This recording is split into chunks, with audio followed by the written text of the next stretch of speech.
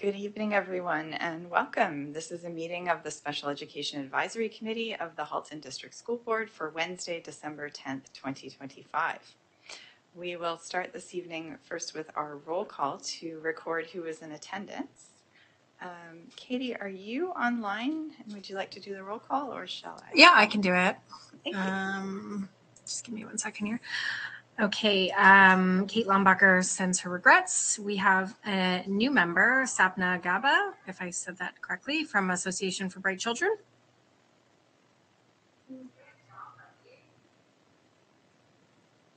Okay, Amanda Winch from Autism Ontario.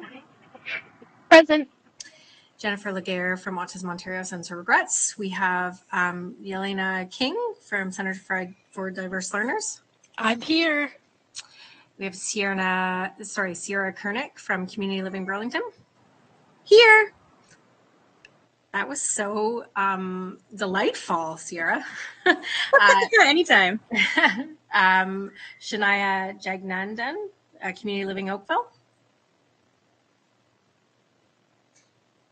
Melissa Dockeray, Easter Seals.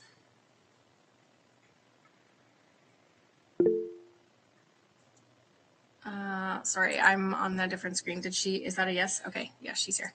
Sophia Siddiqui, Halton Down Syndrome Association.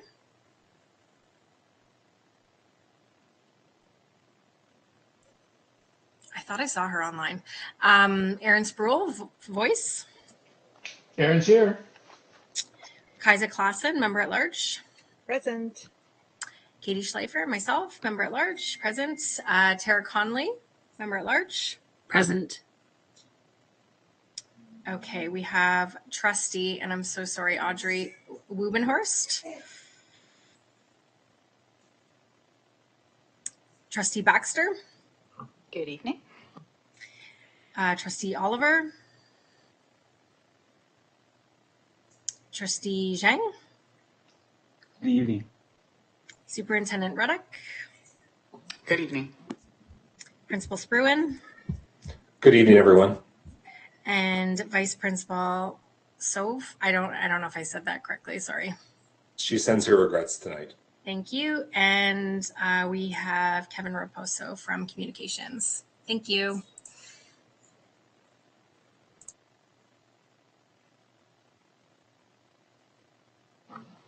Okay, thank you so much, Katie. We will get started with our territory acknowledgement. We begin our meeting this evening by acknowledging the land and our responsibility to care for and respect all that provides us with life. This land upon which the HDSB is situated is the ancestral treaty and tidal lands of the Anishinaabeg, Ojibwe, Michizagig Nation, now known as the Mississaugas of the Credit. From the Anishinaabe to the Attawaddaron to the Haudenosaunee and the Métis, these lands surrounding the Great Lakes are steeped in Indigenous history, and in the past and present continue to host non-Indigenous and Indigenous peoples. The HDSB is committed to continuous knowledge building with respect to actions that address and resolve the ongoing impacts of colonialism. We do this by learning and understanding the true history, treaty obligations, duties and responsibilities, and Indigenous rights, while actively maintaining mutually beneficial relationships and collectively respecting and caring for the land. Oh, hi, Sophia. I just saw your message. We'll see you when you join again. Is everyone else hearing everything okay? Just a check-in for volume? Yep. Okay. Yep. Thank you. Great. Thanks so much. So we'll move now to approving the agenda for tonight's meeting. Katie, can I pass it over to you? Okay, sorry, I will continue. So the agenda for tonight's meeting was attached to the email that you received from Laura. Would anyone like to move a motion to approve the agenda this evening? Erin Spruill will. Thanks so much, Erin. Do I have someone who could second the motion, please? Amanda, thanks so much. Are there any modifications or amendments that need to be made to the agenda this evening, or any opposition as it stands? None being seen, the agenda is approved unanimously. Next, we have the approval of our November 12th, 2025 meeting minutes. Would anyone be able to move a motion to approve the minutes, please? Thanks so much, Sierra. And could someone second, please? Amanda, thank you. moving quickly. Has anyone noticed any errors or omissions, or is there any opposition to the minutes as recorded? If so, please indicate that now. None being seen, the November 12th, 2025 meeting minutes are approved unanimously. We don't have any action items this evening to consider, so we'll move right into our SEAC discussion and question period. And we're starting out this evening with a presentation from our Student Wellbeing Department. So we're very excited to welcome a few members of staff this evening. And I'd ask, or say welcome to Superintendent Dean Barnes, and ask if he could introduce staff and get us started this evening. Thanks so much. Yes, thank you. I'm just going to give a brief introduction for our presentation. Our Halton District School Board's 3-year mental health and addiction strategy fulfills the provincial requirements for all Ontario school boards to have a plan supporting student well-being and mental health.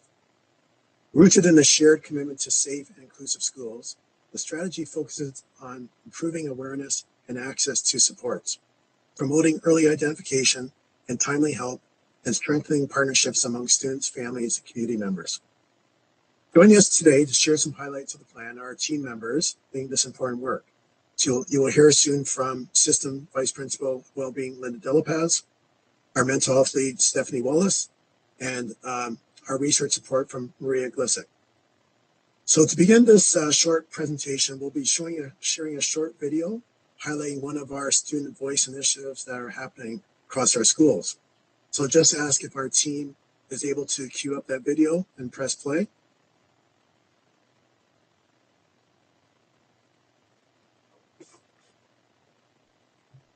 I can do that.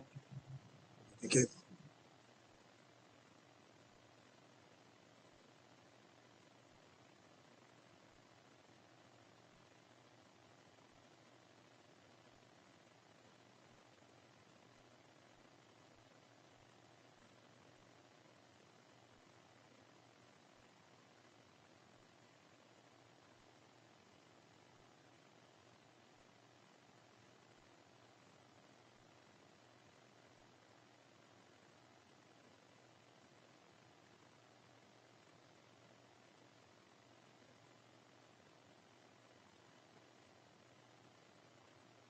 I really wanted to come to this event today because I really want to make a difference in my school. I know many people don't really take mental health seriously, and I wanted that change. Since February, we've been working with students on the initiative Student Voices, Healthy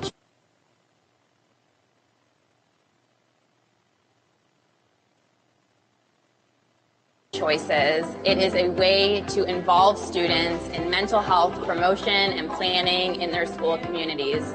We know that there are a lot of needs when it comes to supporting our students' mental health, and the best way to do that is to educate our students so that they feel well equipped to be contributing members of their school community. We've worked with the students to learn about mental health as well as healthy behaviors and how to apply them in their everyday life. Giving them an understanding of when they feel well allows them to also know when they might feel like they need some additional support and what strategies they have to turn to in an effort to avoid addictive behaviors. We want students to have the opportunity to collaborate and learn from each other so that they feel more confident and capable bringing back what they've learned to their school community. We don't always know what's happening behind the scenes and what people are going through at home, and I think it's really important to raise awareness for that. And so I wanted to come here today and just learn some little things that I can do to support my peers at school. I wanted to come to this event today so I could use all this information to tell to my peers and just talk more about mental health in my school community.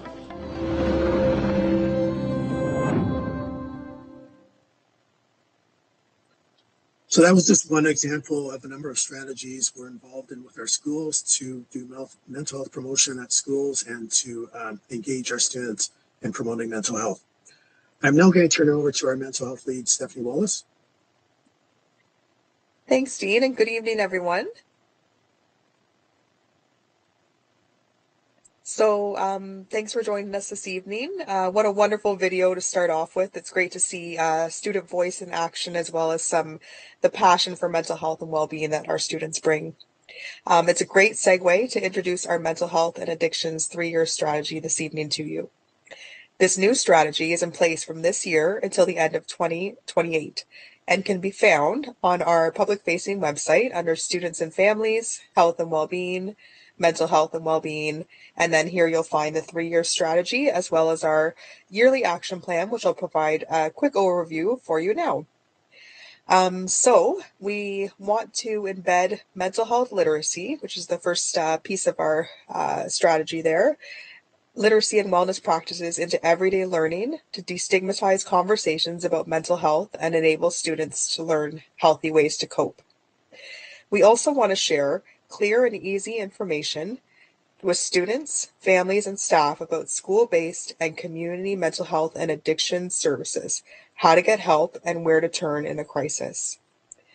We want to integrate inclusive and culturally relevant and responsive approaches every day to support students' well-being and social-emotional growth. We want to create conditions where every student feels like they belong and sees themselves reflected positively in the school community and learns in a supportive environment. And lastly, we want to provide identity-affirming mental health support for all students that acknowledges the impact of identity-based harm through inclusive practices. And there is more details about our plan on our website if you'd like to read more. I will pass it on to Linda. Thank you, Stephanie. Can I get a thumbs up if people can hear me okay? Is my audio okay? Great, thank you. So I'm going to start, thank you. So I'm going to start with Student Voices Healthy Choices. This is an initiative program that's developed by the Halton District School Board in partnership with Halton Region Public Health, and it's aimed at increasing student engagement with mental health promotion through student-led efforts, focusing on students who are members of school well-being teams. The program is divided by age group, so it's grades 4 to 6. That track offers 2 virtual sessions concentrating on getting started with student well-being and creating a kind and positive school, where students there learn to spread kindness, build connections, and develop action plans for activities like Bullying Prevention Week. Meanwhile, grades 7 to 10, that track involves 3 sessions, including 2 virtual meetings and a final in-person showcase. Part of that you saw in the video. Under the theme, Students Leading. Oh, I'm sorry, somebody's raised their hand. Did they have a question? Sierra, did you have a question? Hi, yes, I do have a question. Is there anything like this for high school students or anybody that is part of the CPP up till 21? That right now the initiative is just running from grade 7 to 10. This is its 2nd year. I'll be sharing more of that information later. But right now it's just in its 2nd year. So currently from grades 4 to 10, but lots of room for growth. Thank you so much. So the grade 7 to track involves 3 sessions, as I said, so including 2 virtual meetings and a final in-person showcase. Some of that you saw in the video. And the senior program covers more complex areas like you can appreciate, such as reducing mental health stigma, practicing stress management strategies, and examining healthy and addictive behaviors. The objective is to encourage students to foster healthy decisions and address issues like excessive screen time, vaping, and cannabis use within their school communities. This is the 2nd year that we've run this initiative, and we've reached over 1,000 students through all of the sessions offered to date. So this year, we've expanded it to grades 4 to 6 to expand how they can support mental health students with kindness, connection, and building community. And we can't wait to hold our 4 in-person sessions in April. We are investing in student engagement to build sustainable, student-led culture of well-being where every school has empowered student teams that promote mental health, healthy habits, and connection.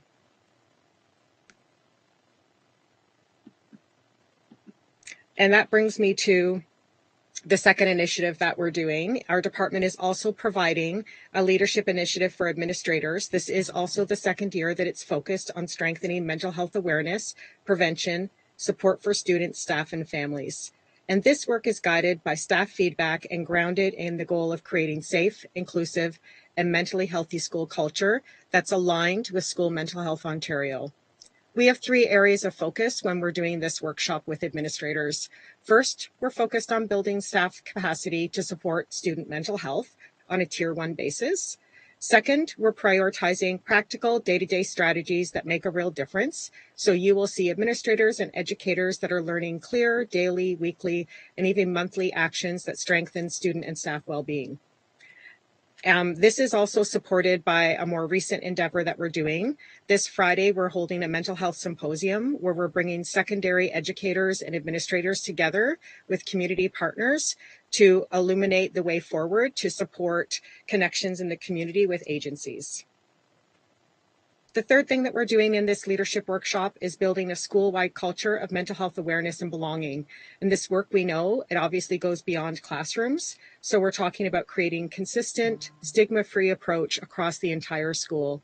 This has a focus on fostering belonging, connection, and emotional safety for both students and staff. Families obviously are an important and essential part of this work. And together we're hoping to help educate administrators to be proactive in anticipating the needs and putting supports in place for concerns. We're hoping that they'll become collaborative, working in partnership with staff, students, and families and community agencies, and of course, sustainable, building systems and practices that last beyond initial initiatives or one-time performances. Now I'm going to pass it over to Maria, who's going to share some data with us. Good evening. In the next part of the presentation, I'd like to share some data pertaining to student mental health and well-being. And these data are collected mostly through our Have Your Say questionnaire, which is a questionnaire that's administered to grade 4 to 12 students almost on a yearly basis. And in some of these questionnaires, we have questions that are same over multiple years. And then so on certain years, we include new questions that are going to correspond and support the multi-year strategic plan or the mental health and addiction strategy. So all of the data that you're going to see are for the entire HDSB population divided by elementary and secondary panels. And then I will also, on top of that, add the data that pertain to students who have self-selected that they have an IEP. And again, these are students elementary grade 4 to 12 and secondary 4 to 8 for elementary and then 9 to 12 for secondary.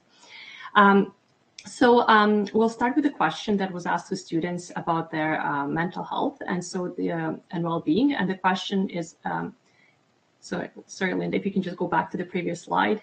Yes. So my overall well-being this past month has been, and we're presenting here the data for students who have selected excellent, very good, or good on this question. And you can see from 2020, 2021 up until last year, the trend has been for elementary students from the low 70s to the low 80s, and then for secondary students from the mid 50s to the mid 60s. If you look at the dotted line, you can see that those data represent students with an IEP, and we have the data for the last 2 years. The data for students with an IEP for both elementary and secondary panel are a little bit lower compared to the overall HDSB student population. So that's something to note, but we do have a jump in the last year from the 60s to the 70s, which is a really good indicator. On the other side of the spectrum of mental health and well-being, we have students who have selected poor or fair for their mental health. And we looked at grade 7 to 12 students who have rated their mental health as fair or poor. And across HDSB, it's 32%. If we only focus on the students who have selected that they have an IEP, that number is a little bit higher. It's 37%. Linda, if you can just, yes, thank you. But this number is still somewhat lower than the provincial average for grade 7 to 12 students, which is 38% across all of Ontario, as reported by CAMH. We also ask students if they are aware of the availability of supports for their mental health and well-being. And the numbers across the last few years look really good. If we can just do another click, Linda, I'm sorry, thank you. So as you can see for both elementary and secondary students, for elementary students, the numbers are in the low 80s. For secondary students, they were in the mid 70s and then they got to 80%. And for students with an IEP, if Linda, you only click one more time, thank you. We have this number actually being higher. So it was 81% in 23-24 for both elementary and secondary. And this last year, the number is 83% for both elementary and secondary students with an IEP. So this implies that students who have an IEP actually have a bit higher awareness of the availability of supports than the overall HDSB student population. And this number for the Ontario students is only 57%. So compared to that provincial average, our board is doing much better in promoting the availability of supports for students when it comes to their mental health and well-being needs. We also ask students if somebody has recommended that they see someone for help with their mental health and well-being. And if they responded yes to that question, then we proceeded to ask them if they've actually seen someone, because a lot of times students say that they might need to see someone, but they end up not seeing. And this is what we are finding out, that only about just slightly above 50% of students at both elementary and secondary panels actually end up seeing someone for help. And I didn't put the numbers here for students with an IEP because these numbers are very similar to the overall HDSB student population. When we ask them about the reasons for why they haven't seen anyone, the main reason is lack of comfort with seeking support or just fear of stigma. And on the next slide, we have data from students who have actually seen a social worker or a child and youth care practitioner. And we send them a survey to ask about their experience with the service.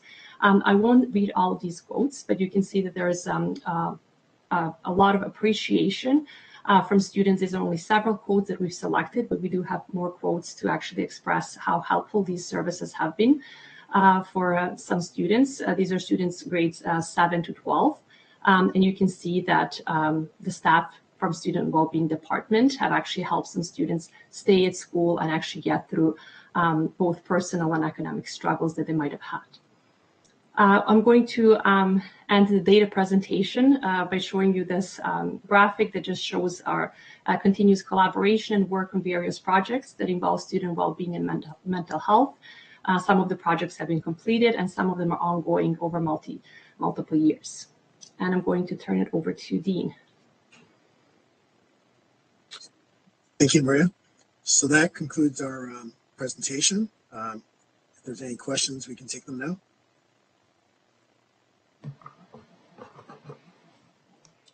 Thank you so much, not only for the presentation, but for the work that you do with and for students. Does there anyone have any questions or comments? A lot to digest there. Okay, I'm not seeing any hands up, I don't think.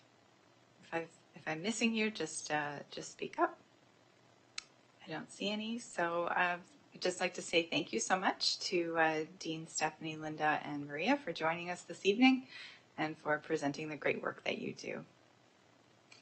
Thank you so much. Yeah, thanks for having us. Our pleasure. Thank you so much. Thank you. So we'll move on now to the next item on our agenda, which is a budget discussion. At the October meeting, the Superintendent of Business Services, Roxanne Nagoy, provided a presentation for us on the current year budget and some considerations around planning for next year, which is ongoing.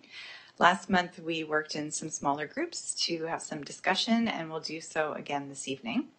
Just for your reference, there was a document attached to the agenda email for this meeting with a list of suggestions and comments that were made in November, so you could refer to that during our next segment.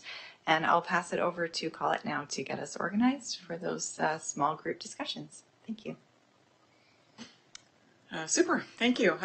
So we are going to be split into two separate groups, and if you haven't had a chance to see the summary document that's in the email, we'll use that as a starting point to focus some conversation on some initial thinking on that document, as well as any newer emerging themes or ideas that want to be tabled this evening. So Laura, if you wouldn't mind going ahead and separating us into two groups, that would be great.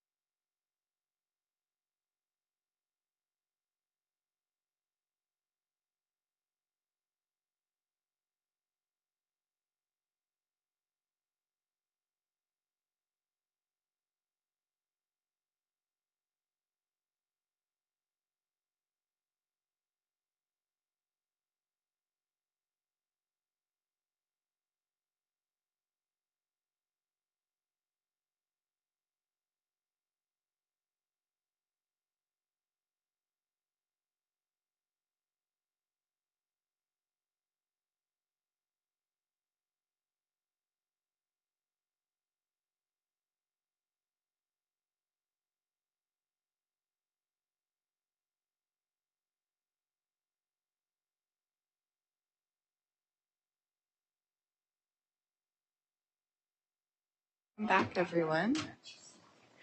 Sorry, Colette and I are getting reorganized to be in the same room again. So yes, I agree, Katie. I think there's never enough time to discuss these things, but I know in the group that we were in, it's really great to see SEAC in action. And Conan, you might comment on sort of what happened in your room. But you know, the purpose of SEAC is to bring that experience that each member has. From professional experience of you know, working with students and adults in community, some family experience, right? A lot of parents on the call who have students who are receiving special education services, some insight from experiences in other boards, and all of this is really, really important and so helpful to staff as they're working through the budget process. So thank you everyone for participating in these discussions. I know there's a lot of great input that will go back to that very important table where you know, considerations have to be made and taken to get a budget together that best serves students but works within the constraints that we have of our funding. Colette, was there anything that you wanted to wrap up? No, just I really appreciate everyone's contributions to the conversation, and we've got some themes that we can feed back, and I would say that some of these themes are aligning with what we're hearing in other consultation groups, so it's nice to see those kind of connections across the stakeholder groups. And as we move into the new year, some of our decisions have to be made fairly early on, because we have some contractual timelines embedded into our collective agreements. So you are likely going to hear some of these things unfold. I'll ensure I bring updates to SEAC through my superintendent's report as decisions are made in compliance with those timelines. So thank you.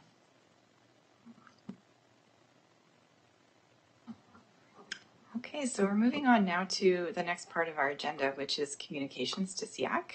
So we'll start with the superintendent's report, and I'll pass it back over to Colette. Thank you. Yeah, thank you. I actually don't have any updates. I'm touching wood. It's been busy in schools, absolutely, but it's been quite a smooth time, and we're all just looking forward to a nice winter break. So no other updates for you this month. Okay, thank you so much. Are there any associations that have anything to report this evening? Yep, go ahead, Amanda. I don't have the list, but my wonderful co-person apparently sent the list in for the minutes. So if people can check out the minutes, that would be great. Apparently the list of updates was very long, and we'd be here till 10 if I listed them all off. That's great. Thank you so much, Amanda. Yeah, Laura will ensure that goes in for us. Is there anyone else who had anything to share this evening from the associations? Yes, please go ahead, Sierra. I do. I'm just going to, is it okay to share my screen? Yeah, I think so. Should work.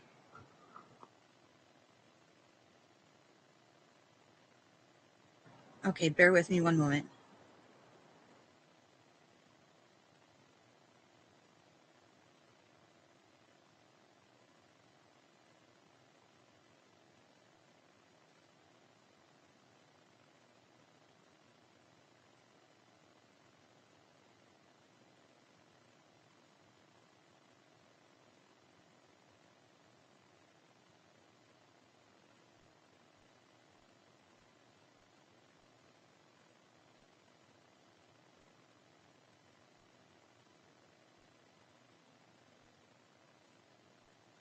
Okay, can everybody see the flyer?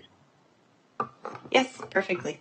So Laura will be sending this out with the meeting minutes, but Community Living Burlington has partnered with Robinson High School here in Burlington to put on a resource fair in February. This is available to all the schools. Families are welcome and encouraged to come. We'll have a large variety of resources from around the Halton region and cities kind of on the outskirts of Halton region to come and showcase different types of programs and supports that are available.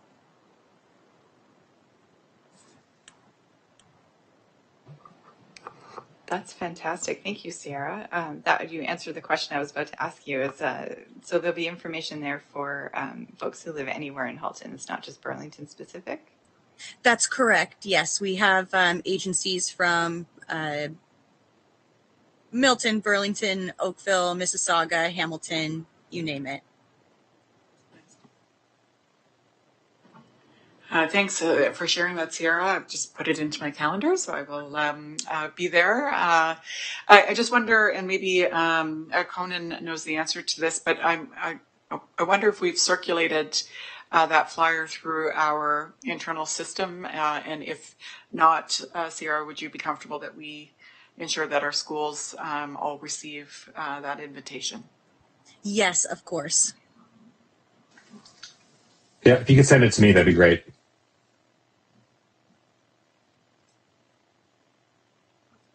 Okay, thank you so much. Are there any other association updates or reports this evening? Okay, seeing none, we'll move on to the next item, which is the trustees report. You'll notice attached to the agenda this evening, there's a letter on which our committee was copied from the SEAC at the Waterloo Public School Board that was sent to the Minister of Education regarding the role of trustees. So that's linked to the agenda, and I just invite Trustee Zhang to share anything else from the trustee table this evening. Hi, good evening, everyone. Now we are in December.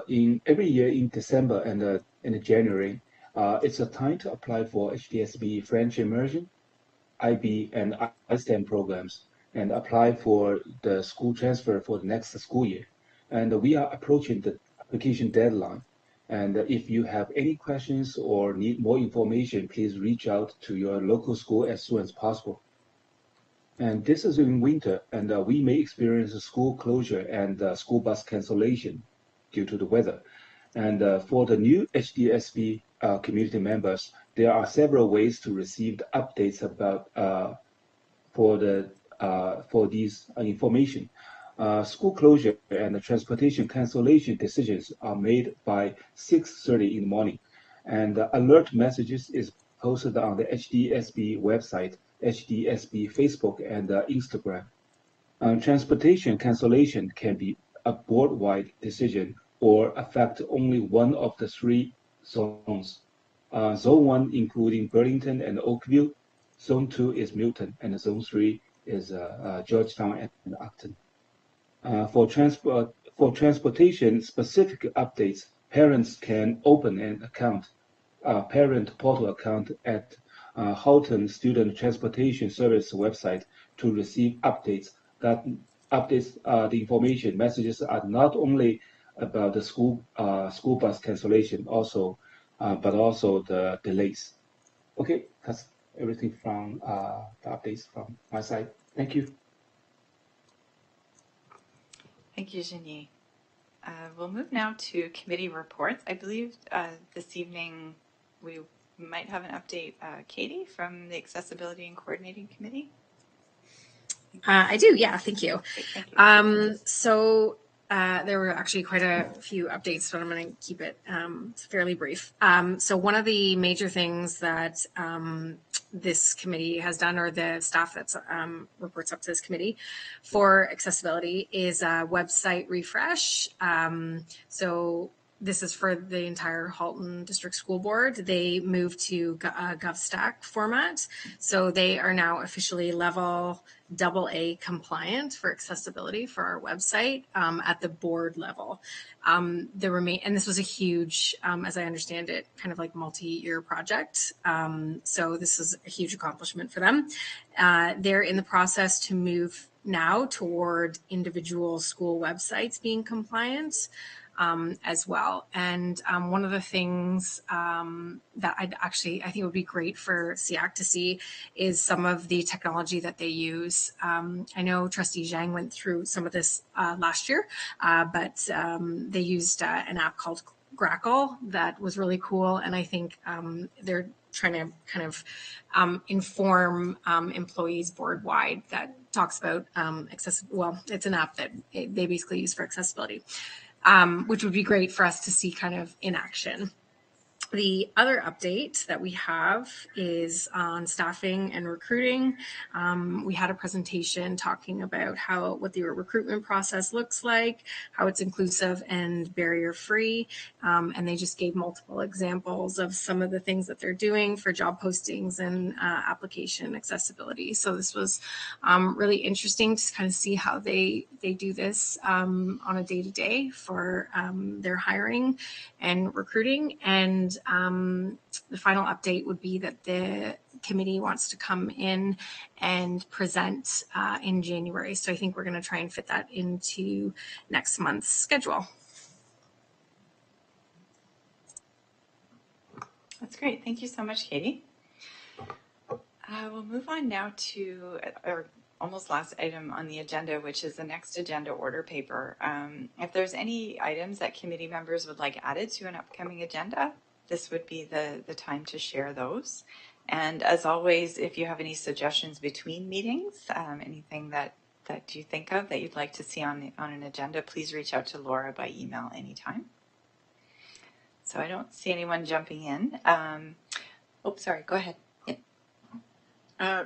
Yes, I love that when we hear from associations, if it's not every month, every couple of months, around the work that you're doing in your organizations. That we learn so much from a school board perspective, and then it's really great, I think, for associations to learn from each other. So I don't know if there's an association that would be interested in presenting in the new year, whether it's January or February's meeting. I know we do have the AODA presentation scheduled for January, but there's certainly more room on that agenda, or an agenda following January. And I'd like to also just take a moment to remind any of our association member reps who don't have an alternate identified at this time to please try to do so. Each of your associations serve very important roles in the community, and having an alternate ensures that all voices are always heard when we have meetings, when the SEAC is making recommendations and decisions at this table in the best interest of all our students. So if you do not have an alternate identified for your association, please do so if you can, and then reach out to Laura by email to let her know. Also like to mention, committee members are always welcome to reach out to Laura with any thoughts that come up after a meeting. So, these last two meetings where we've had discussions around budget, if that sort of percolates a little bit and you think of something else you wanted to share, please do feel free to reach out by email to Laura. And I'd also like to share that the board will be putting out a digital survey for budget consultation. I believe it's going out soon, and it will be open into the new year. So if there's any other thoughts or input that you'd like to share, that's a good way to do so. And if there's anyone in your network that you think would like to have a voice on the budget consultation, please do encourage them to use that link and to contribute. I know that staff do take feedback very seriously, and everything is looked at. There's a lot of hard work done on research in our board. So thank you for that participation.